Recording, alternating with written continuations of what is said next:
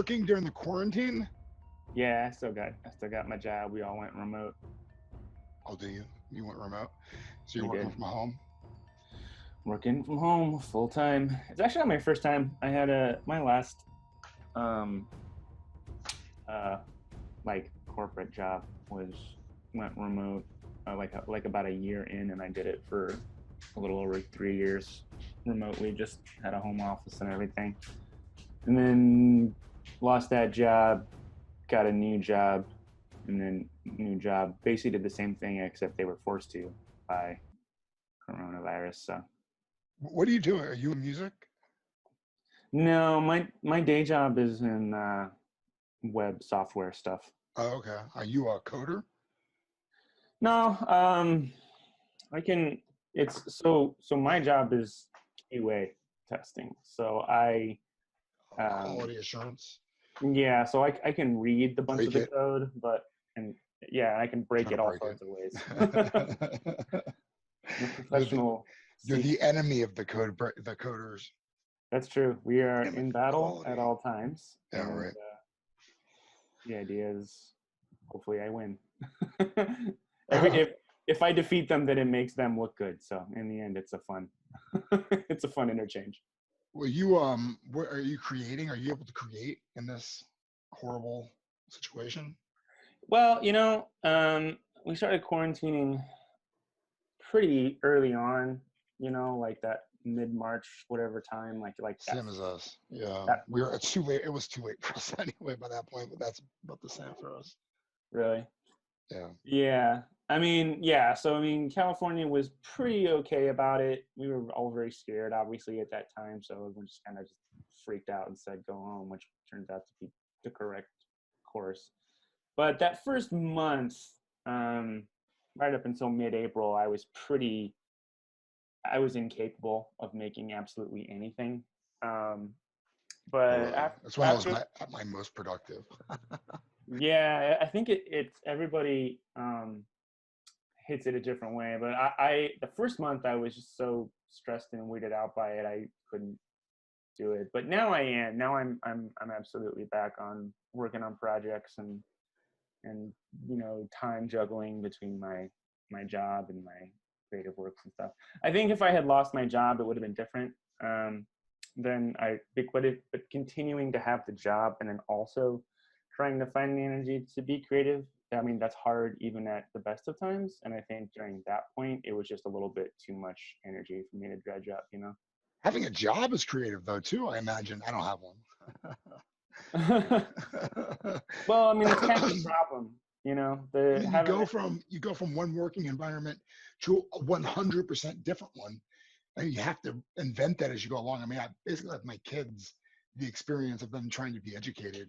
I mean, 5-year-olds, you can't put them in front of a screen. It's impossible. I right. have to be there with my son the whole time, redirecting his energies to being educated. He's squirming all over the place. I mean, as an adult, you went someplace, you focused, you were able to do the job, then you went home. Hmm. There's no reward. I mean, it's so hard. I Yeah. imagine.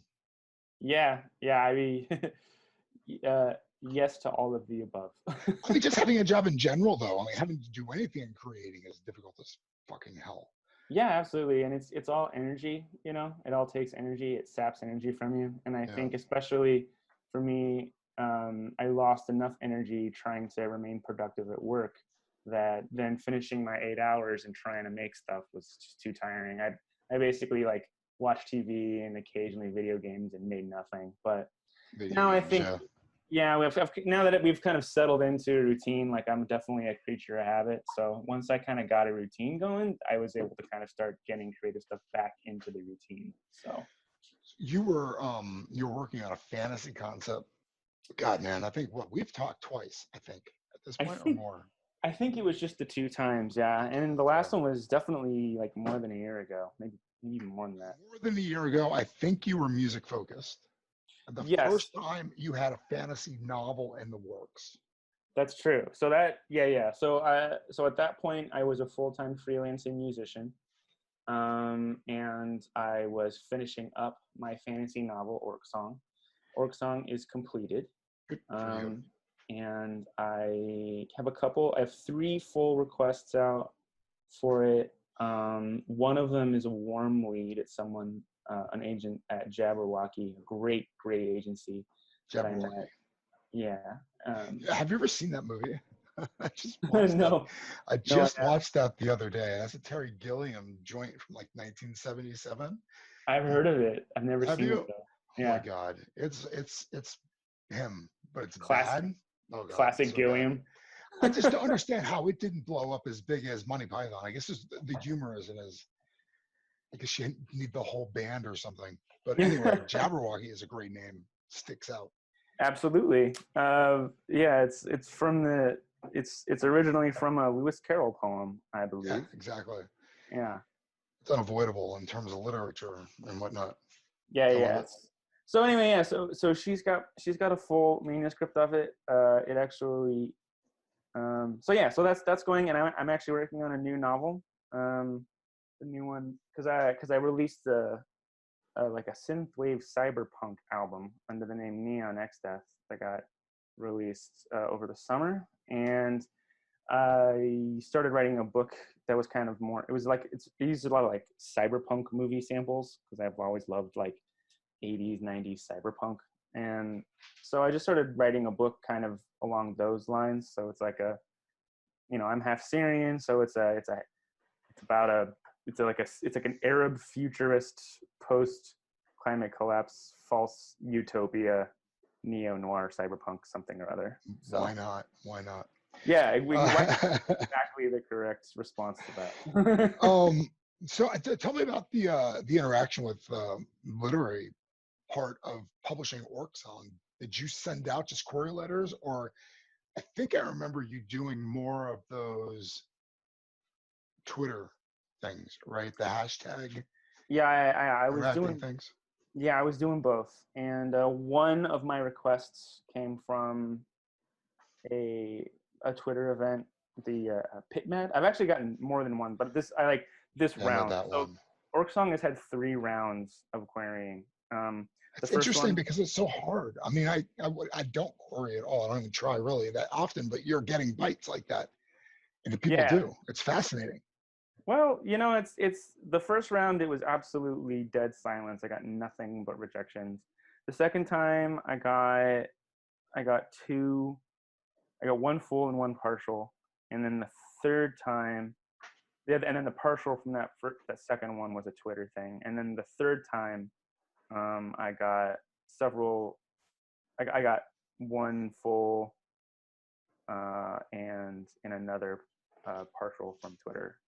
I'm not surprised. I mean, honestly, I think you got published in a piece or Purple Prose or something like that. Yeah, that's right. I had a that which I believe that they have unfortunately gone out of business. So Yeah, they only put one thing up. But I read your piece. They had 2 episodes. Two. Was it two? Was it 2 issues? Yeah. Well, man, your fiction was so good. I was mad. I was like, this is ridiculous. I don't like the fact this guy writes so good. This is unfair. I mean, it's unsurprising that it's happening. I watched what you were doing with the novel anyway, and it was interesting. You had art, you had music, you were really you were lasered in on it. But congratulations. In terms of getting somebody to look at stuff, it sounds like you're in the right realm. Well, thank you. I appreciate that. I remember reading a story of yours, and you were like, "Hey, I'm brand new. I don't have much experience," and I'm like, "You have no reason to be as good as this is if you're really as new as you say you are. It's infuriating." Who, me? So, yeah, I read a story. You posted a story on like Reddit, I think, on the subreddit years ago. I think I was born ancient, man. I've never been new to anything. But yeah, no, it feels good. And the new novel, I've been trying to write like a bat out of hell on it, just because on my last World Fantasy, Steve Saffel, I was on a panel with him in like 2017, I think, just randomly, and he's just this great guy. But he's also the assistant or networking. He's an acquiring editor, maybe the senior acquiring editor at Titan Books. I forget. Titan. But yeah, and so I talked to him about this neo noir thing I'm working on. And he was, Neo noir, I love it. yeah, New noir. I mean, that's what it is, right? That's what we're talking about. New noir, like the new. yeah, yeah. Who else Neo is? noir is like you take like Humphrey Bogart Maltese Falcon stuff, but you put Yeah, it in like a speculative environment. why not, So man? What's that guy, the wizard? I just talked about him the other day. He writes in Chicago. His protagonist is a wizard. oh, Dresden Files. Fuck yeah, man. I love Yeah, that shit. It's not the or like greatest writing. It's not like he's great or anything, but the premise, it just tickles. It just tickles in just the right way. yeah, I've read Dresden Files and they're great. Like they start out slow, but many series do. But books like three The or one four, thing that bothers me is the tropiness of it. But I guess that's the yeah, point, isn't it? I mean, it is. you kind of want to fold in the monsters with the realness of the world. You need the vampires and Right. It's exactly wizard like throwing Buffy fireballs. does the same Yeah, thing, right? It's yeah. they take the tropes and play with them. So Abraham Lincoln, Zombie Hunter. Which was it? Zombie Hunter? Yeah, I think it was Zombie Hunter. I can't remember what that it was. sounds right. Yeah, I think so. I love stuff like that. I love blending in multiple stuff. So it's interesting Yeah, how they get. totally. I think it's fun, and he loved the fact that I was doing a neo noir like procedural, but with Arab. Like I'm half Syrian, and I just put him in Syria and have a bunch of Arab like aesthetic and stuff around, and he loved that. He that was the part that really got him excited. So hopefully this concept is way more because Orc Song is long, and people It's get a little long. bit weirded out How big is it? by 100,000?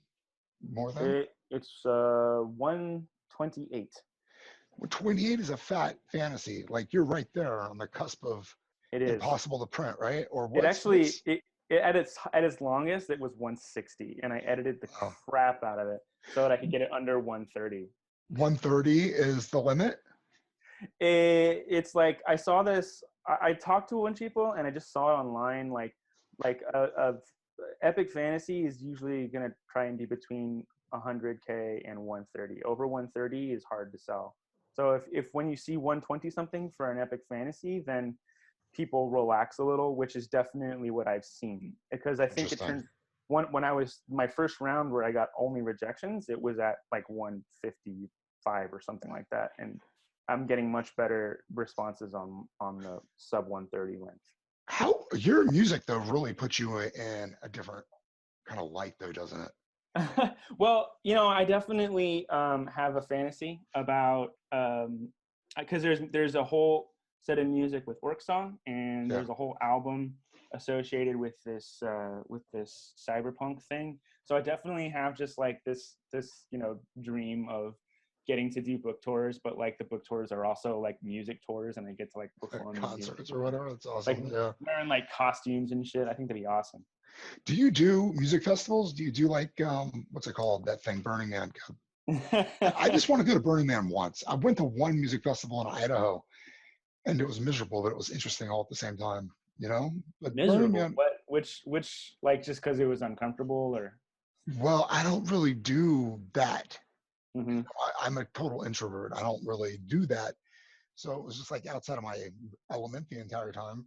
At a Yeah. tent, I was with people I didn't know. It was a whole bunch of strange happening. So I did it as best I could, but it was what it was. It Yeah. was I'm not entirely against that. I'm not hugely into big, large music festivals myself. I yeah, love concerts, like going to a concert, seeing a really. couple of bands. But going to a big music festival, I Mhm. also find that pretty overwhelming. And I Do also you? usually feel like it's a very social experience and not really this like what I want out of a concert. I don't usually get it, like so. The thing about this Idaho thing, with you specifically, with somebody who can create like you do, they had all these little campsites, and every campsite was a thing that people built up, and it sounded so. Maybe I went to accidentally Burning Man once. I don't even know. Like every campsite had a thing. Like you could have like on giveaway days and this, that, and the other thing. And it was really neat. So I mean, you could really have like your music in one area just pumping or whatever the hell's happening, and people would be gravitating towards it, and you'd get like 20 or 30 different people enjoying your stuff every night. Um, but I mean, how do you do your music then? Is it just online? So yeah, I'm actually really bad about getting out there and performing. Really? I'm, Is but that the whole point of music? Is the performance? so I had a band. We Yeah. played for a few years around LA. It was a 4 or 5 person band. It could function with either one. Mhm. And we actually had a regular gig playing in Hollywood at an amazing bar called Sassafras Saloon. And I mean, right the band, there, that's success for a band. That's like almost as high as anybody ever goes, yeah, we got right? paid. We got paid to do that. Not a lot of money, but it was Yeah, money. hey, you're And professionals. we had an absolute blast. We played there St. Patty's Day one time, Yeah. and that was just one of the most fun things I've ever done. What's your history of music though? Where does it come from? Were you like a band guy in high school, or did you just play around with music your entire life?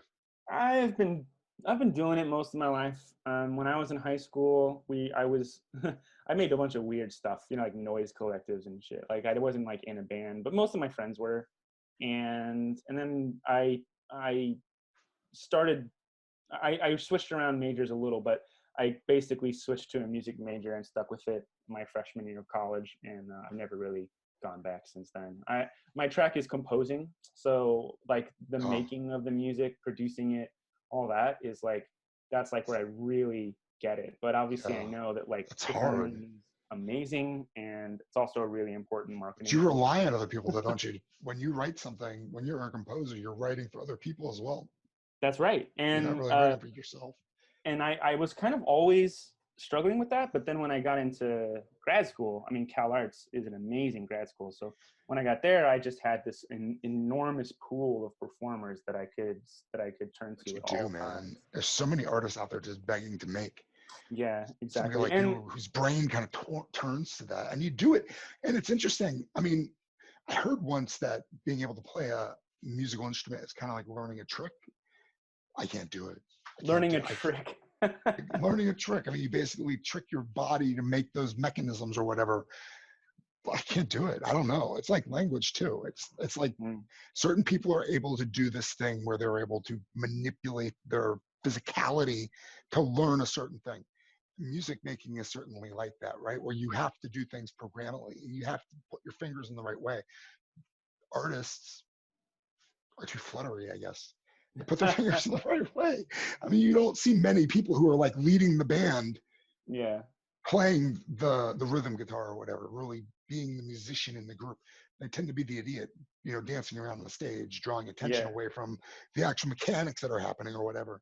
I mean, it's yeah. interesting. I just wonder. I'm listening to how, because you're kind of composing your literary career too, in a way, putting the pieces together and being able to perform a 120,000 word novel. I don't know. Did we Yeah, talk? Did we talk yeah. about that last time? How it kind of correlates, or was it still in the works? Because Uh, now we're kind of seeing the culmination of it.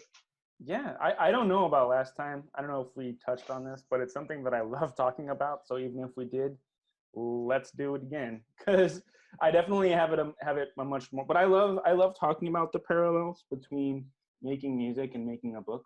Yeah. My whole thing is, at least for me, it feels like a chapter is a song and a book is an album.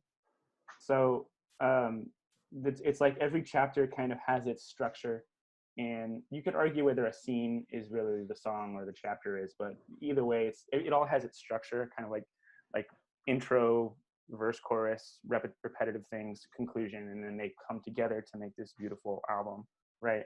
So it's like and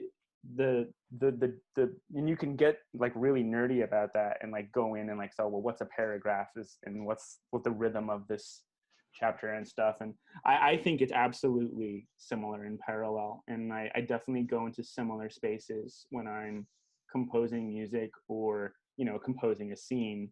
And then on like the kind of more intellectual side, trying to make sure that they all fit together in a way that makes sense, like on a more, because you can't sit down and just write a perfect album in a day, right? You have to Yeah. like intellectualize it a little bit, and that's the same as doing like a large scale music work where you have to get I that mean, honestly, intellectualization. I agreed with you, and then I changed my mind. You can write a perfect novel in the moment. There was a guy, and I only have one example, or maybe I have a couple. There are people that can hit that perfect just moment in history and produce something that people just resonate with. The guy who wrote the homosexual erotica, with home with Donald Trump and the Bellboy 4 years ago. Do you remember this? It No. just all of a sudden just popped. I mean, the guy made $1 million or so off of Amazon just based on this one novel that he wrote drunk one night, stream of consciousness of romance between Donald Trump and a bellboy. So I Okay, mean, well that's fair, and actually, plenty of people have created a perfect album in a single session. So what I right, said is clearly incorrect, but right. I mean, you can have most the of us moment. can. You can too. I mean, you just have to change your idea of what perfection is. I had a girlfriend once that I used to piss her mom off so bad when I would look at a mess and call it art.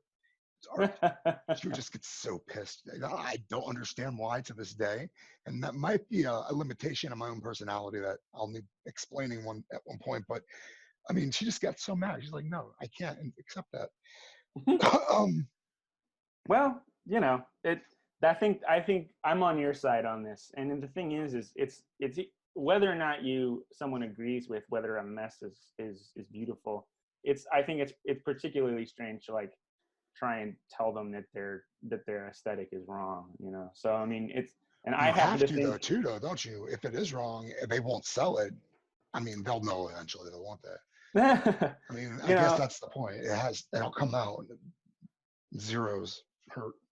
Another thing that I love to talk about a lot of the time, and I come across this because I do tutorials. I do like Ableton and like songwriting tutorials and stuff. And I don't know what either one of those are. well, songwriting is songwriting, but Okay, like Ableton is a Ableton. program that's like similar to like Pro Tools or a lot. They're recording applications for your computer, Do you basically. just have a bachelor's, or did you go on to get graduate level Oh, status? I have a master's. There was a Thought 7 year so. gap between my bachelor's and my master's, but I It's got my amazing. It's honestly MS. amazing the kind of education that people can get. And then what do we do with it after we're done with it? And then you're telling me what you're doing with it. And it's kind of mind boggling because please continue. uh, uh, when I teach people, and it's very common for them to come back with a project or something, and like it has a lot of like, it there's a lot of things that could have been done better. But it's like the Mike Patton is actually the guy who wrote this article. He's the lead singer of Faith No More and Tomahawk and Mr. Bungle. He's an amazing vocalist and artist in general. And he says that there is a difference between valid art and good art. And valid art is anything that comes from you and is true of like it's like a true expression of something inside you. That makes it valid. But the good is a social term. Like we socially decide on it. And you can choose different audiences that you want to use as your metric for that. So for example, a bunch of academics are going to have a different idea on what a good song is as opposed to like a group of like 13-year-olds who with raging hormones. But like once it's really a social term of whether something is good or not. People are always arguing about it, like this group likes it and thinks it's good and this group doesn't, and they clash and butt heads.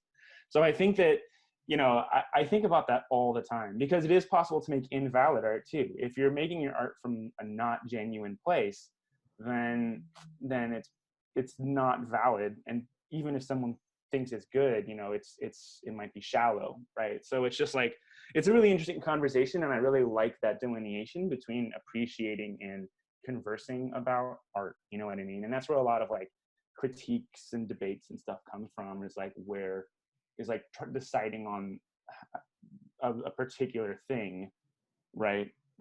Based on those two concepts, but even if people don't quite realizing that's what they're talking about. You know what I mean? I think that's the unfortunate thing about a workshop. I do a lot of workshopping on Zoetrope. I like it. I did like it. It's Mm-hmm. dying. It used to be a good thing, but now it's kind of it never was a good thing, actually. You only got you got the limited critiques. But anyway, I mean, the idea was that you would read 5 stories and then you'd be able to put a piece of fiction of your own up. So there was incentive to do a good job, and there was a community involvement in terms of if you do a shitty review, you're going to get hammered or whatever. Um, Yeah. So what about you, man? What have you been working on? You're like a mystery to me. I don't know what you've what you're putting your effort into these days. I mean, I heard you say you have kids. I'm sure that's Yeah, got to be most of that it. that took up the effort the last couple of days anyway. Definitely all my energy. I Yeah, mean, I don't know, man. It's hard to say. I'm working on novels. You good. finish those type of things, Yeah. but then you don't know what to do with them at the end of the day. Because I really don't think that there's a way to network like you have with your orc song. You've done really interesting thing. Mm. I've won. I mean, it's honestly, it's a constant debate because at this point, it has been a long time. It's been, okay, I'm going to write speculative fiction and figure it out. Because maybe I was newer at that when we first started talking and I started doing this podcast. Mm. Maybe I am a neophyte in terms of my knowledge on the whole subject of what I'm attempting to do. But I'm turning a novel that wasn't speculative into a science fiction thing, and it's so painful. It's unbelievable. I Like can't I've come, imagine. like the first part, I've done 25, 30,000 words, and now I'm like stuck, kind of thinking I've made a mistake. And I don't know if I can say I've made a mistake at 25, 30,000 words. You know what I mean? Do I push Yeah. past it? I've done that before where I've had a novella length piece of fiction and gone, oh, this is bad, and stopped. You know, I'm just Yeah. stuck on that chapter that I cannot get off the first paragraph, Hmm. constantly rewriting it. You know what I mean? It's so painful. And that's where I'm at right now. Do I write this or not? So I'm writing a lot of flash pieces. You know, I'm joking. Totally. Yeah, Yeah. Yeah. joking. I love it. I put some good stuff today. I wrote, if you go to my Reddit, I don't know, you know, my Reddit account, I know you know me off of Reddit, but today I wrote a farcical Mitch O'Connell piece. Huh. I like it. It tickles my creative fancy, but I know it's nothing. It's not going to amount to anything. It's not going to be a novel. It's not going to be a short story. It's just a 150 word piece of whatever out on the internet. That's great. So in Yeah. terms of what I'm doing, I mean, I'm struggling, really, honestly. I'd rather be working on other things, but I feel dedicated to actually finding a place for this novel in the world. I Mm. want to indie publish it. I want to do the graphics. I don't think I'm going to do any marketing to say because I don't think it matters. I Hmm. don't think I'm going to waste any money in terms of that. I mean, in terms of making a splash, it's interesting because you did it with music. You got yourself out there. You put yourself in a position before the coronavirus crap happened. You know, I was Yeah. playing around the New York theater scene too. Really interested in not necessarily acting, but acting all the same because it's the easiest way to actually do it. You know, putting yourself out there and telling stories like that. So in terms of everything, it's a mishmash, right? Eventually, the goal is to publish things on Amazon. And the longer I go without doing it, the worse I feel about myself. So eventually, I'll just do it, and hopefully, the product that I sell will be worth it to some extent. Yeah, absolutely. And yeah, I mean, you bring up a great point too. Is I was fully planning on going to ton, like a ton of like writing conferences. This was supposed to be the year that I just go to a bunch of them. Writing conferences, you're paying Yeah, to see the going. I don't know. I go to book conferences, but writing conferences, interesting. yeah. Well, book whatever. Yeah, book writing, novel industry, whatever. Don't care. Industry stuff. I've been going to World Fantasy Convention Convention. for 3 years I now. like the conventions where people are showing me the business side of stuff. Yeah, exactly. And I went to the science fiction and fantasy one also, and I enjoy them. They're grueling, but I'm like They're painful. I'm like one of those like hybrid introvert extrovert people. So like Yeah. I can switch it on. It's tiring, but I can switch it on when I You need. need to, though, don't you? And I think that's the name of the game, shaking hands, right? Yeah, At those booths and meeting people and giving their cards. yeah. Well, not anymore though, because who the hell No, knows what that's the very future true. is gonna be. But I felt yeah, so I mean, awful, though. Last I time I don't. did New York Comic Con, I just bought everybody's shit. I felt so awful. Like, I just want to talk to you about your art. And they Yeah. just wouldn't stop selling it to me. I'm like, oh, God, fine. Get it. What is it? $2? Fine. Here. I honestly don't know what the future of book networking looks like. I don't think anybody does. New York, especially, is the center of publishing, and they've been hit the hardest, obviously. So I don't know what people are gonna do to try Really and don't. get a word in edgewise with unless they're already established. You know, How are it's we a big reaching you to mystery. begin with? You read, don't you? How are we selling to you? I mean, that's the point where I'm at. I buy things I hear about. Oh, damn, a fantasy novel I've never heard of. Why do they want me to read that? It's interesting. I'll check it out. Yeah. It's all you guys. right? It's a whole mystery. You know, I mean, we'll what have are to you doing? Are you going to be? You don't worry about it because you're selling to the big guys, or do you concern yourself with it? wait. Sorry, what are you asking? Selling the work itself, Well, I don't. I'm trying not to. I want to get agents to you're sell selling it. yourself, right, to the agents and whatnot. Why do you go to the book cons and the conventions and whatnot? Oh well, yeah, yeah. You go there so that you can build a relationship, and you know, if you build a relationship with someone in the industry, then they'll be more likely, I think, to give you the time of day, read your stuff. If it's good, they'll put it out. Those are the makers, though, right? Those are the people that have already that will buy your thing to sell at the end of the day, but they won't talk to you unless you have an agent, right? So I mean, if I go to BookCon in New York City, I'm going to be running into the publishers of the books that I like, but they're going to hire the booth girls, and the booth girls are going to be at the booth talking to me about the books that their company has published.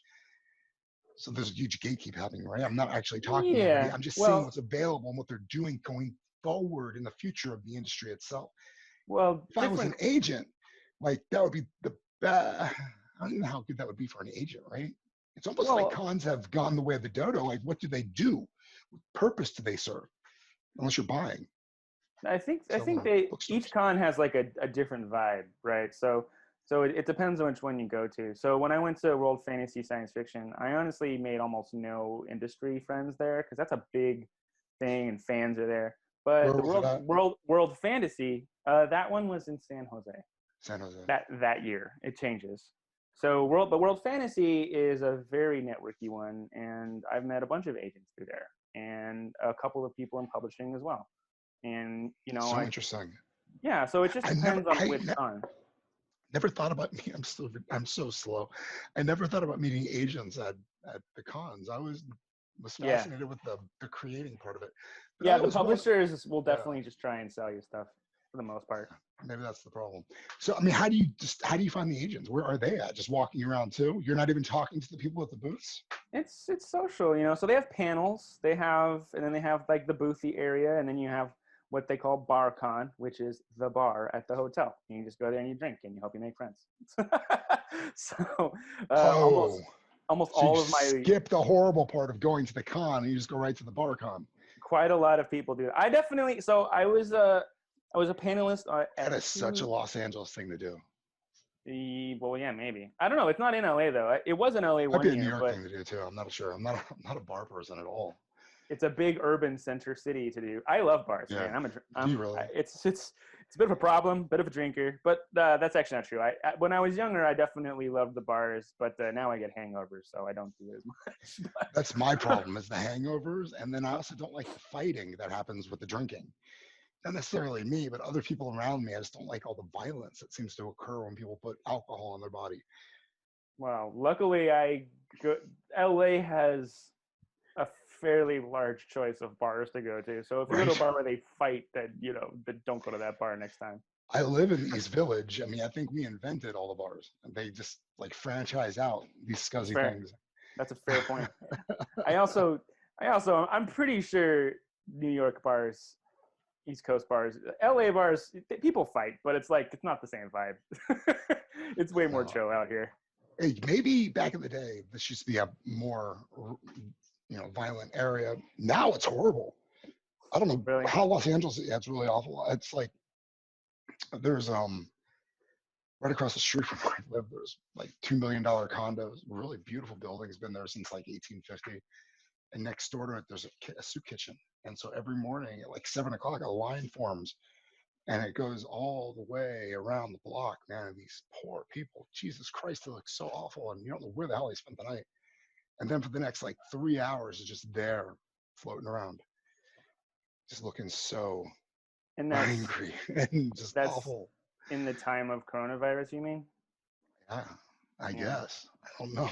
They're saying it's kind of like the people aren't there to hide them. They're there Mm. all the time anyway. We're just not seeing them because there's lots of other people. eh, You know, I don't know. It's really fucked up. And they're saying that Los Angeles is worse now too. Your tent cities are gigantic or growing. Oh yeah, God, our homelessness situation is an absolute crisis. It's terrible. It's actually it's really weird to to like go to my old neighborhoods where you would never see tents, and they're just tents lining every street now. It's so strange. Tense. My God, man, it was a nightmare. This woman was writing about a homeless person sleeping above her window. She had like a basement apartment, and he was sleeping on the grate to her window. Mm. She would open the blinds, and he'd just be there, this homeless person. Yeah. And that's the problem, is that there's no solution at all. At all. There's no solution. I don't know. San Francisco, they're getting them drugs and alcohol, supposedly. I'm not quite sure. That sounds like bullshit. What do you think about that? I have no idea. Like the hotels they're putting them up in are just completely filled with debauchery. I hope they get. I mean, they deserve a beer. What else do they have if they can't get Prozac? Give them a beer. Sure, I don't care. I don't know. Is the beer what got them there? Is there a solution? I don't know if there's a solution. Tax the rich? I don't know. Yeah, that is the solution. But you're about to become the rich man. Yeah, no, I don't think so. You're gonna get. That's gonna be amazing. You're gonna get a contract for the novel, and then all of a sudden Hollywood's gonna call, and they're gonna want the movie, and then they're gonna want the soundtrack, and you're gonna have everything lined up. That's right. Just checks are gonna start flowing. Yeah. You're gonna open up your mailbox one day, and like they're just gonna fall out on the floor. That's true. Millions of dollars worth of checks. That's true. As you're cashing them, you'll hear it on the news that all of your money is gonna get taxed. How mad are you? No, that's great. Good. Oh, we're taking everything, man. 75% of what you just made, putting it right, helping the homeless. We talked about it on the podcast. 75% of what you made. Yeah, that's fine. They can absolutely do that. I think there should be a limit, right? I really hate Jeff Bezos so much, just because he's almost a trillionaire. It doesn't make any sense to me. It really doesn't make any sense to me. If I'm worth $10 million and then they take $1 million away, I still have $9 million. That's like plenty of dollars. I don't care. That's only 10%. I'm talking about you have $1 million and I take away $750,000. I don't know what the number is. I'm just messing with you, but I'm saying it'll pay me. Right? Sometimes I do the math. Like if I have a good year, if I sell like $100,000 worth of books, I'll probably give 50,000 of it back in taxes. So it's really kind of an okay year.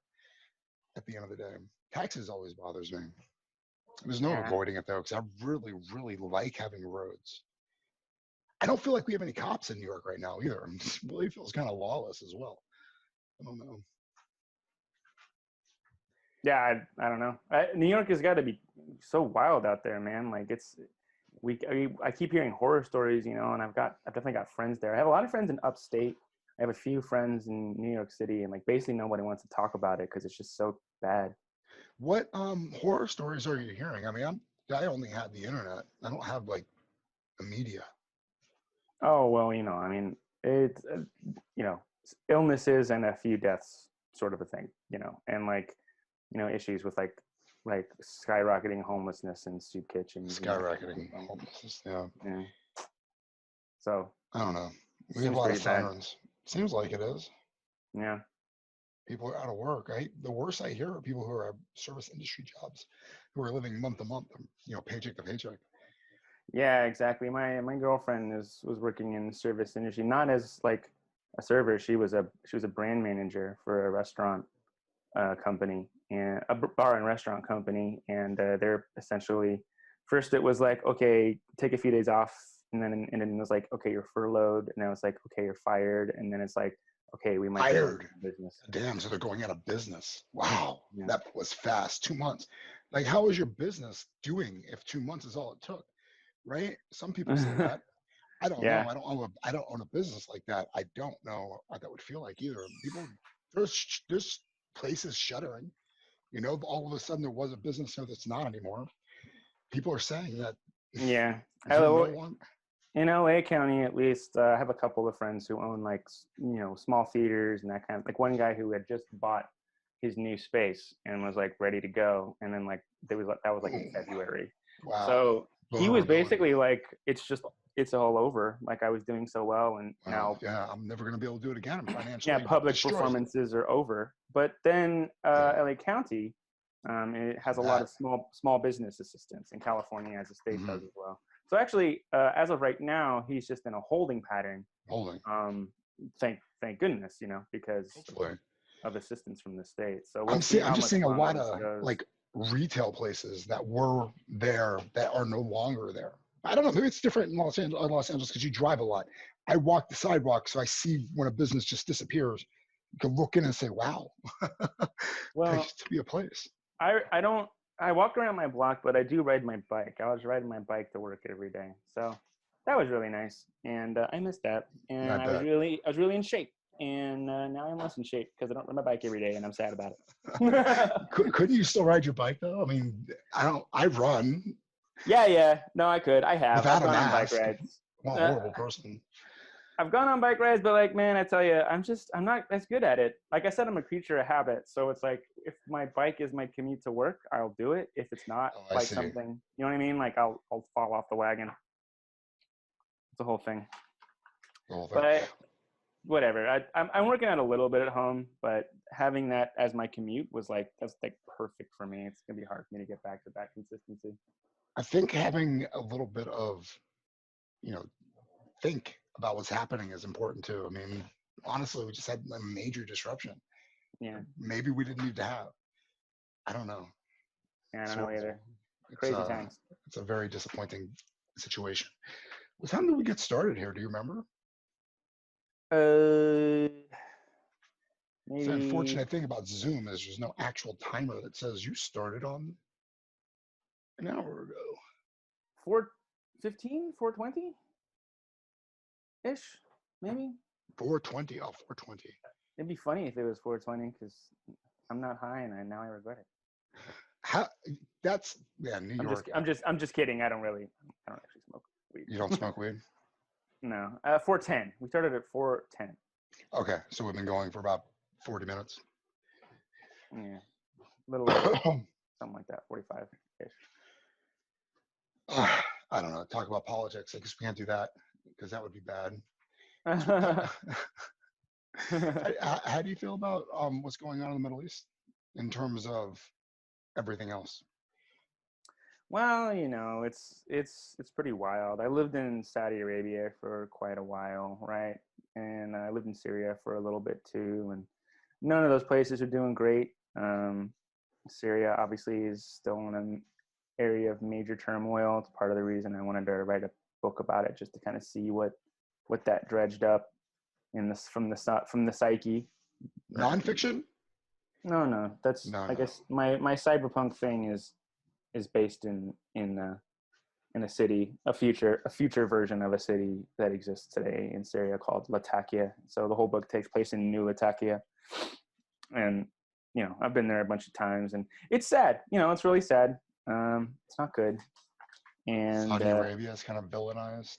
Yeah, Saudi is very villainized, and it's not a nice place. Theocracies, dictatorships, basically the same thing.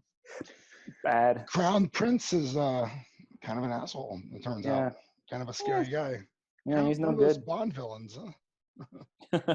Yeah, and so is Assad, who is the de facto president of Syria. Pretty a good. lot of It's their turning out all of these people in charge are fucking monsters. It seems like it's a universal trend. I love the one where Justin Trudeau's mother might have been hooking up with what's his face in Cuba. There's pictures of Fidel Castro and him lining up, and they kind of look identical. I love conspiracy theories. That's one that really works for me. I'm not into conspiracy theories, but I definitely have a group of friends who are. So I always see like the secondhand version of that. Like they still go to like live public performances of podcasts that are literally nothing but Epstein and Epstein conspiracies. It's like, and they're still listening to it. I mean, I got so upset when that happened. It was so obvious that something occurred, and I just nothing that I could do to find out any real information. It was like, obviously, I don't know. This is bullshit. All conspiracy threads you can't trust because they throw in flat Earth bullshit to dilute the waters. Yeah, the moon landing was fake. Jet fuel can't melt steel beams. They do everything possible, and it might be all psyops. It's like, fuck. Yeah, And obviously there's a lot of conspiracies going around COVID-19 as well. So like I did a big like psychology research dive on it because like I'm like a secondhand psychology fanatic. I think it's so fascinating. As a writer, how could you not be? Yeah, exactly. I've read a And, report just recently saying that all writers and readers are basically mind theorists. We read the future, we read people's minds, and we conduct little ESP experiments. I bet that motherfucker does this. And then you do, and you congratulate yourself. I'm fucking smart. Anyway, yeah. please continue. It's psychology. This is totally fascinating. Psychology, dig deep, Well, COVID. so just like mammals from like an evolution standpoint are like pattern makers. Like that's what we do is we love like noticing patterns. It's like how we Patterns, yeah. survive. That's what we do. Pattern recognition is like it's like ingrained in our brain structure, right? So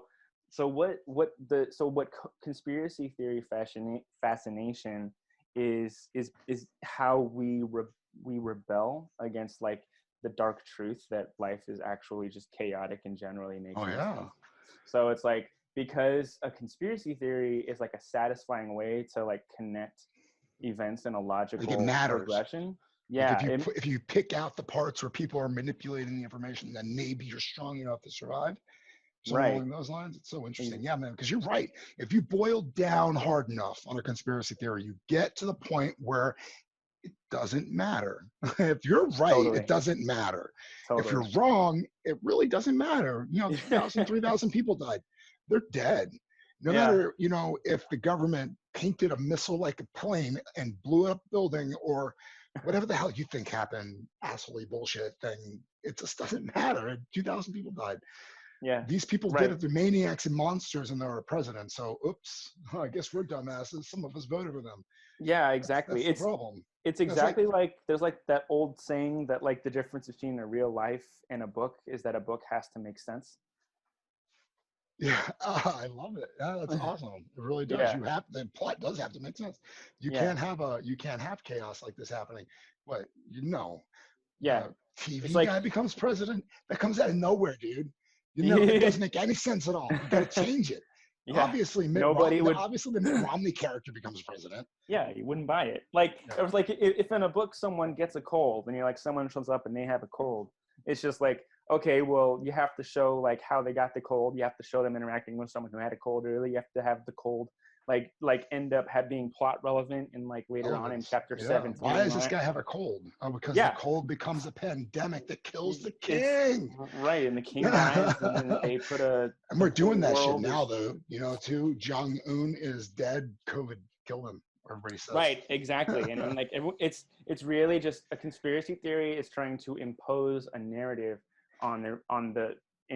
in defiance of the fact that reality is chaos. You know what I think it is ultimately is the fact that we never really get to fully read a historical report of what's happening in our own time.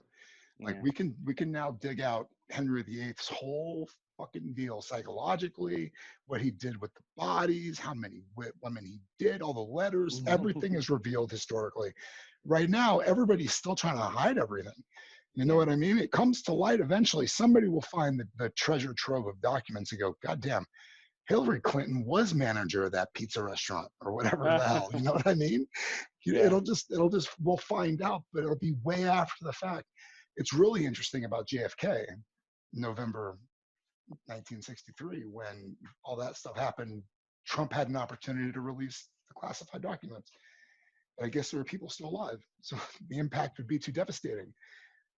Then pull them back. I mean, that's according to what they say. I mean, I imagine that's probably true, right? I have no idea. You're clearly way more versed in these conspiracies than I am. I defer to you on it. I mean, I don't know. Are they conspiracy? That's my favorite one is this. This is how we know that aliens aren't real because if anyone even remotely gave Trump access to the fact that aliens are real, he would tweet about it like later that 5 minutes. He would just do it immediately. It's scary enough not to. I don't know. I don't know if there are aliens. I imagine the universe is big enough to make it impossible for aliens to find us if there are, right? There's a lot of really interesting math about this, and obviously, like you change one little denominator, and the whole equation becomes wildly different. But there's all these different takes on it, and it's like one of the main things that they always talk about is comets. Like it turns out like Yeah, germinating, right? Like sperm. exactly. Yeah, exactly. I love that idea. That's my Well, favorite. yeah, so they can like they absolutely can carry some of the amino acids. Then we're talking about millions and millions of years worth of travel where it doesn't matter because whatever it is buried in ice. Totally, Yeah, totally about that. Love it. there's a great book that I recommend called House of Suns. If you haven't heard of it, it's like a debut novel from like an astrophysicist from like earlier in the 2000s. I think he published it, but it's about the human race has conquered disease and they are now immortal, but they never conquered light speed. So, Entropy, which ultimately will kill them anyway. well, yeah. I mean, they can die, but they've conquered old age. They cannot. Yeah. They don't age. So they are able to zip around the galaxy, kind of like in stasis and like a deep sleep, but they are still constrained by light speed. And it's talking about what their society is like and how they function. And it's absolutely the coolest thing ever. It's a great book. Do you write fantasy, but you like science fiction, or do you consider yourself just a speculative author and you'll write whatever tickles your fancy? That's a great question. I think what I read the most is fantasy, but I definitely switch over to science fiction a lot. I just finished all available The piece books I of read was science fiction. It was so well done. I'm so mad. I'm still mad, honestly. I'm what? still mad. Or don't you get mad at people who are good at something? Just stop. Yeah, that Stop. one was like Flintlock fantasy, but then like they kind of discover that there was like more science fantasy stuff going on, and when they go into like the forbidden region. Just like the language, it was really interesting how you built the scene. Thanks. It My was very, favorite it was thing is nicely. world building. I think that's the answer to your question. Is that my favorite thing is world building, and so whether the world ends up being magic and monsters or whether it's science techie robot stuff, Mm. I don't really always even know So it's the how same. it's going to Is it the happen. same to you? And honestly, when I'm writing a fantasy piece, I have an idea where it fits in my whole concept. The There, thing I'm developing or trying to spin. I'm like, it fits here. yeah, I think they're similar, but they're not the same. I think that fantasy is really talking about like the indomitable spirit of an individual, whereas I think science fiction obviously touches on that, but it's also talking about the state of the world a lot more.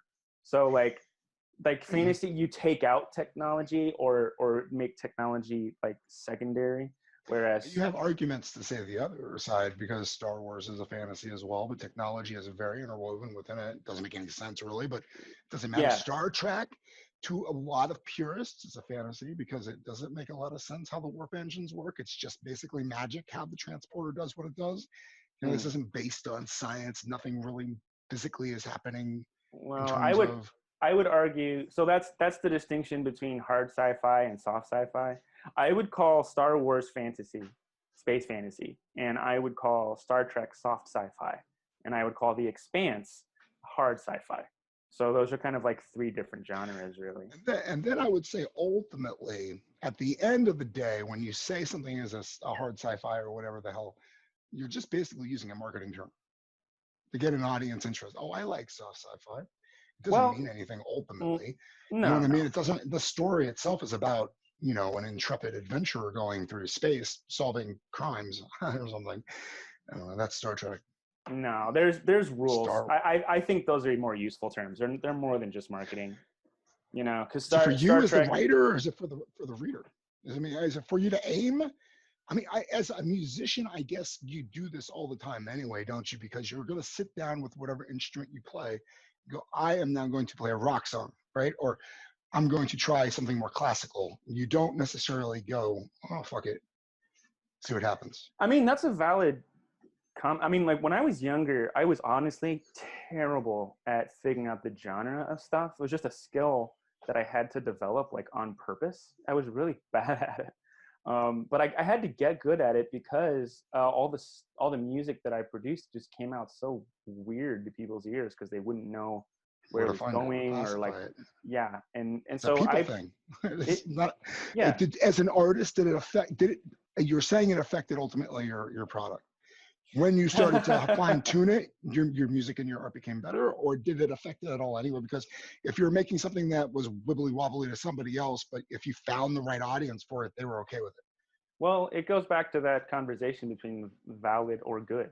The music I used to make was valid, but a lot of people mostly didn't like it, I think, because or they didn't listen to it, you know, which is, you know, what I was really going for, you know. So I think that some people really just want things to be as wild and non-genre as it can, and other people are like, I like hard sci-fi. If they do hand wavy, or, you know, and honestly, that distinction is even happening in terms of like Brandon Sanderson versus something else, where it's or like Forgotten Realms, right? Where like in Forgotten Realms, magic is very hand wavy and it's just solves problems when you need it. Whereas in Brandon Sanderson's stories, you know, that's like they call that a hard magic system, where magic has a specific rule set and it cannot function outside of that rule set. And I think narratively it affects people's taste, because some people don't love it when it's just like, oh, we just invented this random spell at the end of the book to solve the problem. Some people love that and some people hate it. You know, I personally am a little annoyed by that right now, because I think it's kind of a lazy Deus Ex Machina stuff. So it's just it's people's tastes and how those terms really, you know, like Star Trek absolutely does that, right? Where it's just like at the end of the episode, it's like, oh, well, we've invented a special kind of reverse tachyon pulse and we're going to separate the saucer and deflect the shield and fix the problem. But, you know, it's a narrative choice, and it's really those genres, or how does the problem get resolved? Where like in The Expanse, Does Bob Dylan become Bob Dylan if he doesn't become electric? You know what I mean? If he stays an acoustic, does he become whatever he becomes? Electric. Yeah, You know what absolutely. I mean? Those are great. Genre is such an interesting conversation, man. That's like a super valid question. And I think in that, Bob Dylan is a really interesting example too, because folk is often associated, it's the person. It's not even actually like the song that they wrote, right? Like All Along the Watchtower is a folk song when Bob Dylan does it, and a rock song when Jimi Hendrix does it, right? So it's like when Bob Dylan takes the electric guitar, but is still doing Bob Dylan, he was honestly saying like, folk, I'm telling you with my flex that folk can be electric guitar too. And it turns out the interesting world, though, because he defines it by being Bob Dylan, or because he's aiming. You know what I mean? It's just okay. Before Bob Dylan goes whatever Bob Dylan goes, it becomes something else once he does it, doesn't it? And then you have a whole host of people that come after him that try to mimic him, and then they call it folk or Christian or whatever. It's almost like he's raising his hand and making a suggestion, and then the world has a conversation about it. Like if the whole world just absolutely hated his electric guitar stuff, then they would have been like, oh, it turns out you can't do that with folk. But do you think he was concerned about it? Like when he started to go electric, do you think, you know what, people are gonna freaking spaz out over what I'm about to do? Or he just go electric because he didn't care? Was he a big drinker? He was a big drinker, wasn't he? Maybe he was just drunk. He wanted easier, you know, electric's easier, isn't it? I don't know anything about music.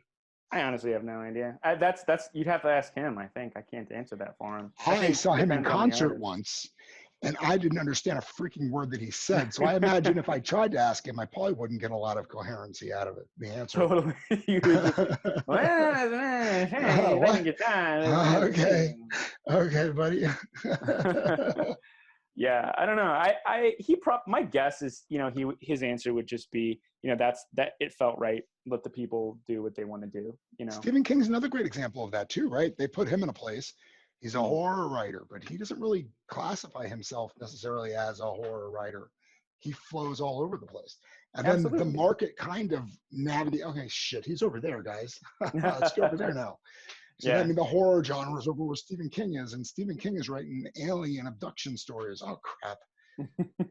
Yeah, I mean, Gunslinger has very few horror. Forget about it, man. What is Gunslinger? I think that you talk about the neo-noir type of genre. I mean, it's not obviously a neo-noir. It's neo-western, isn't it? Kind of in a way. Yeah. But I think it played with that trope the earliest. Yeah, it was him. He was Richard Bachman. And all he was trying to write an epic fantasy, He but was. it was so strange because he put it in like a second world it's like a parallel world epic fantasy, and like in the modern time. So there's not a whole lot else that really does that. It's so Do you have a rare. Dresden Files without the gunslinger? I don't. It comes out of freaking nowhere. But then you do have Terry Brooks, which was writing at the same time. We had Yeah, that one story that took place in another. You know, Talisman, no, right? no. This was Magic Land for Sale. Oh, I haven't read that one. Peter Straub is Talisman. Yeah, Yeah, I was. Peter Strauss. Yeah, Peter Straub with Stephen King. So that's why I was thinking about it. But then, yeah, I haven't read that Terry Brooks one. I like it. I like the idea of folding in the fantastical with the real. I Yeah, like making an excuse for parallel it too. world stuff that stuff is so much fun. I think Neil Gaiman does that a fair amount. Like he's got his fairy world that's like next to our world, sort of a thing. Kind of, right. He's writing about a realistic interaction between the planes, Exactly. gods mixing with mortals and stuff. I mean, that's pretty much his theme all the way through. Yeah. When Yeah. you Orc Song is parallel to the Syrian struggle. Is that what you said, or is there another work that you're working on that does that? So no, yeah. So the neo noir thing is based in Syria. Orc Okay. Song, I actually is extremely loosely based on an old Arab myth called the Beni Halali Mm. story, but it's really loose. Unless you know that tale really closely, you probably wouldn't get that. But I definitely did base it a little bit on an old Arabic myth. Yeah. But it's the Orc Song is about the first book is about mixed race identity. I'm being a half Syrian guy who looks extremely white. I just wanted to write a story about half half half this, half that people. So I wrote about half orcs, and they're like in this remote place, and like the world is prejudiced against them, and they don't really know what their own identity is. And then the magic system is based on which race you are. So they have two different magics, and they're ashamed of one, and it's this whole thing. It's kind of orcs in the Middle East, right? No, actually, they live on the top of a mountain. That's very much like I did a trek in Nepal, and hiked up this thing called the Annapurna Sanctuary Trek, and I based their village off of that. But they have a lot, like they have very Arabic sounding names, and they have a lot of Arab traditions that are kind of hidden in there. But it's not very overt. You would kind of have like a Syrian person who would probably get it, but it's very hidden. It's from me. It's not like a very overt thing. Are you bilingual? Can you speak more than one language? Becky Shway, I speak a little bit of Arabic with a very strong Syrian accent, which Is makes Arabic what they speak in Syria? yes, it is. Okay. There's no Syrian mother tongue. No, well, no. I mean, Syria is as old as time, so they Right. have a whole bunch of little things in there, and they like it's one of the oldest languages in the world. It comes from a village right outside of where my book takes place called Ugaritic. Ugaritic it's a pre-Semitic language or a Semitic family language or something like that. So, like I've been to a city where they speak Aramaic as their just basic tongue. That's it's literally like the Jesus language, and they just speak like they go and order a Coke in Aramaic. It's hilarious. What are the Iraqis? They call themselves the Assyrians, don't they?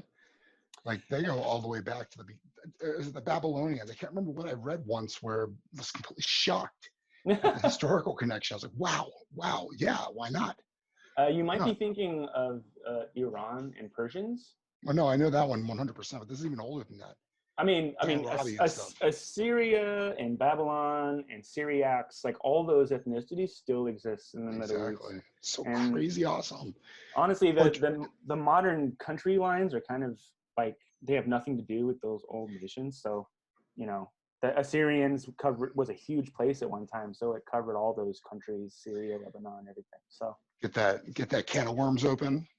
Yeah, it's an absolutely massive place to try and dive in on ethnicities and former nations and all that. It's just such a It's crazy. deep rich history. And we're talking about World War One. I mean, maybe even before that, just colonialism in general, how it just raped the entire region. But It was, yeah, I like the history of how the people came from the South, from in Africa and spread up through it. I love thinking about how they formed those areas yeah, and that those stuff is deserts and cool. whatnot. I've That I've really also plays with been my mind. to, yeah, so I've been to a lot of old ruins. I haven't actually been to Iraq, which means that I haven't been to like the Tigris Euphrates area where we basically built the first megacity ever. But I've also been to Africa too, in Tanzania, where we have one of the oldest footprints that we ever found, like 1 million or 2 years old or What did something. you say? Your father is Syrian, your mother's Syrian, your mother's, My mom is. My dad's just like a Welsh and you have a guy lot of from family Texas. in Yeah. Syria. See, that is really fantastic. It gives you a foothold in the region, doesn't it? It Yeah, gives and you I used to visit there all the time. From when I was 9 up until something like 12, well, something like 17 or something. I went there every year. that's And awesome. Wow, what an experience. I mean, you're just talking about these places, and I'm thinking about visiting them as an adult, like just getting my passport and getting my ticket and going to the JFK and getting on a plane and then landing in Tanzania. I mean, yeah, what a culture shock that would be. Just boom. yeah. Whoa. Basically, we used to, because my mom, when my mom lived in the Middle East, it was easier to travel because she gets assistance from the company to like meet family and stuff. So she's since retired, so I'm not nearly the world traveler I used to be, unfortunately. But and then obviously now no one is. But it's like, yeah, Nor should we be, right? Nor should we be. I really, honestly, I'm almost at the point where tourism is as deadly as anything else. And we're oh yeah, overfishing our oceans and we're going into these really sensitive ecological areas and we're destroying them because why? I'm not sure. Because you like the yeah. gelato? I guess that's the reason. I guess that's why we want it's to go there. Because it's honestly, I've a been to Italy. I've watched the fucking tourists. They're all morons. They don't do anything good. They just mess things up. What do you go but there for? yes, most tourism is very destructive. I try to do good ones because I like to go backpacking, and usually when you go backpacking, you're very much trying not to leave a permanent footprint. So it's like Watch a lot when of I sailors, like these videos where they sail around the world and yeah, we've just crossed the Panama Canal. And then all of a sudden there's like pirates chasing them. Like every single video is the exact same thing. Pirates are chasing them all of a sudden and they're in a deadly race for well their lives. well I have not watched the same. Is that what the YouTube hole you were diving in just now before we got on I this call? know what was I doing right before? I was watching a guy who does something similar. He goes to Russia or former Eastern Bloc countries and just walks around. I Mm. love how immersive you can get with these videos. You just really can get a different sense of life. So, Man, I just found this YouTube channel and it's called like Creoso or something like that. I'll see if I can find. But it's like it's literally like in Ukraine and everybody deserted their town because of the fighting, and then these like two guys just stayed behind to start a YouTube channel where they do a bunch of like wacky like science experiments and stuff. Like they built like the one I found it because they made an EMP gun, like an EMP thing that like destroys wow, electronics. They made an wow. EMP gun out of like a tin can and a microwave. And they're like, yeah, this is incredibly dangerous. Don't do this. But we don't care about our lives and we just do crazy shit. And it's amazing. It's just a wacky, incredible channel. Living in complete lawlessness. Can you Yeah, imagine? completely unregulated, whatever. Survivors too, because if they're living in complete lawlessness, they had to survive the transition, which I think the transition from laws to non-laws is really awfully painful. Yeah, A lot of yeah, dead people. absolutely. Creo that's what it is. And yeah, and so I was looking it up because they're all about my book. There was an EMP related plot point that I needed to do research for, Mm. and then I came across their channel because a friend of mine is an electrician. Is like, oh, you got to check these guys out, and it was just like there's so much like it's hilarious because they're basically living in like what most authors envision is like a dystopian future already. Like it's just like Ukrainian Mad Max, but instead of like badasses in like rubber tire armor, they're just like doing weird science experiments and fucking around. What are they eating to survive? Do they go over that? Are they just canned food? Are they Oh, I don't know. hunting? I imagine not very well, but I don't think it's like they're like living off the land. Like I think there's a little bit of infrastructure left. It's just like it's just like it's basically like the town is deserted, and they probably Crazy. I think they can get the mail still or something like that, but I have no idea.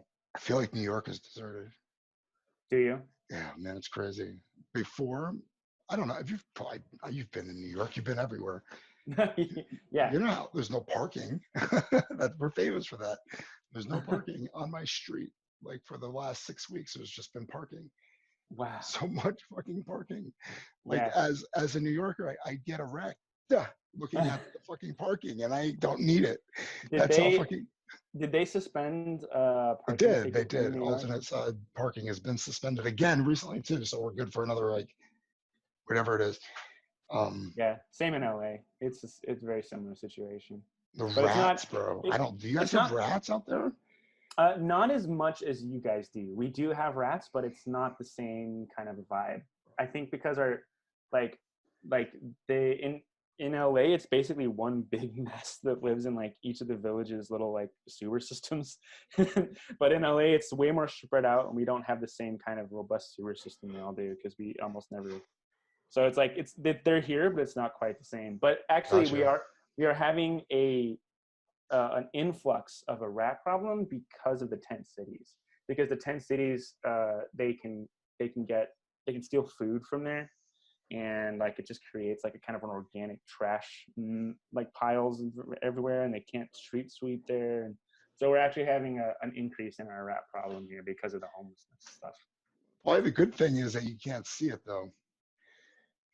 Here you could see. I could watch out my window. Just they scurry all night long. Yeah, no, it's nothing like that here still. I think we're a little too hot and spread out and dry for that. Are we going to be a better world after this? I'll ask you. You can decide right now. Are we going to be a better world, or are we going to be in just Shitsville from now on for the rest of our lives? Well, I Are believe you in an optimist or a scientists. pessimist? I believe in scientists. So I know that eventually we My will God, man, develop. they're even corrupt. Then they'll go for the highest bidder too, unfortunately, and they're all looking to get published. So they'll write the right words, right? I don't. Who the hell do you trust?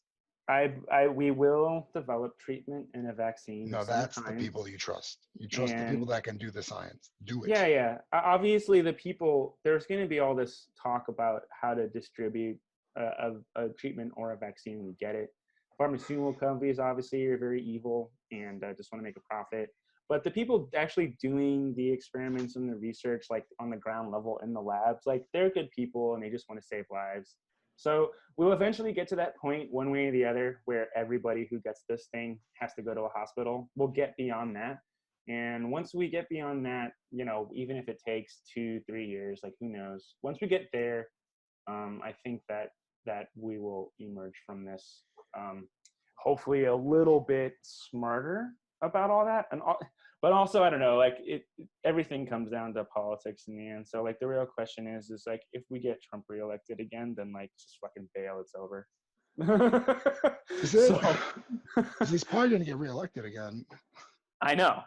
It's very likely that that's going to happen. And, it's just like, man, as soon as because I'm always just like a little bit eyeing like, Canada or like Germany or something, Don't just to want like you. fucking skip out. And Where are you from? America. No, go back. Go back. No. Well, Your education is subpar. I don't like you. You haven't got. Hey, let me ask you this: how many checkups have you had in the last? None. No, we don't want you. You're sick. No. Well, so there is a thing where like our primary education is bad, but our upper level education is the best. I didn't in the learn world. shit until I went to college, and so I totally agree. I didn't know anything when I graduated. I mean, I was so dumb. I joined the army at 17 years old. Yeah. Whomst among us, man. It's just the way of the world. But if I do skip out, then the hope, because there's always like a little bit of a of a trajectory where I would try and become a music professor someday, you know? So if I like went out and like tried to get a doctorate, submit a, you know, a portfolio and try and get paid to like finish out my music doctorate and become a music professor somewhere, like I could see that. I could be very happy doing that. I think I'm just not quite ready for it yet. Mainly just because I'm still working on projects that I think would get me a better placement at a better school. But there's a lot pointing to, if I did go that route, that it would probably not be in the States. But also, you know, honestly, things are pretty okay in California. The problem is that there are some of the states that are kind of rely on like federal stuff, and like they're not doing so hot. A lot of my friends in the South are like really struggling right now because their states keep trying to reopen. And my mom lives in freaking Texas, and they just had a spike because they reopened too soon. So California is actually doing pretty well, all things considered. I like living here, and I like more or less. It's like the foot is diseased, but the hand is okay, or something. Yeah, exactly. I think we're pretty screwed altogether at this particular point in time. Yeah. And I think if we could get a lot of people out of the Senate who are crooked and Republican, yeah, it's funny how they're connected. I unfortunately don't think the Democrats are much better. No, they're like a marketing war or something. They're definitely a lesser of two evils situation. It's pretty frustrating. Biden, I would not have voted for him. I don't know if I'm going to. I don't know what to do. I really don't. I think Donald Trump is a moron, but maybe we deserve 4 more years of moron. Well, I mean, he's actually doing the dumb marketing thing that he sold us, draining the swamp. He's doing it into Washington, unfortunately, not out. Yeah. But I'm a Bernie guy, but luckily the whole thing is. Anyway. I thought he was so weak after the heart attack. I couldn't help but think how sick he was. I don't think you can have a heart attack and then campaign. And I saw it like don't have a heart attack on national TV, please. Dude's a beast. I love him. I love his message. I think he's fantastic. His message too. But it turns out if you live in California, I mean, California goes blue in the presidential no matter what. So at this point, I could literally just write in my left foot. Unless you're Ronald Reagan, that was 40 years ago. We know that the entire fucking country can go red. Yeah, Walter Mondale was freaking Jimmy Carter's vice president too, and he tried to take it back, and he got a state. You know what I mean? I mean, it's like interesting how the narrative changes.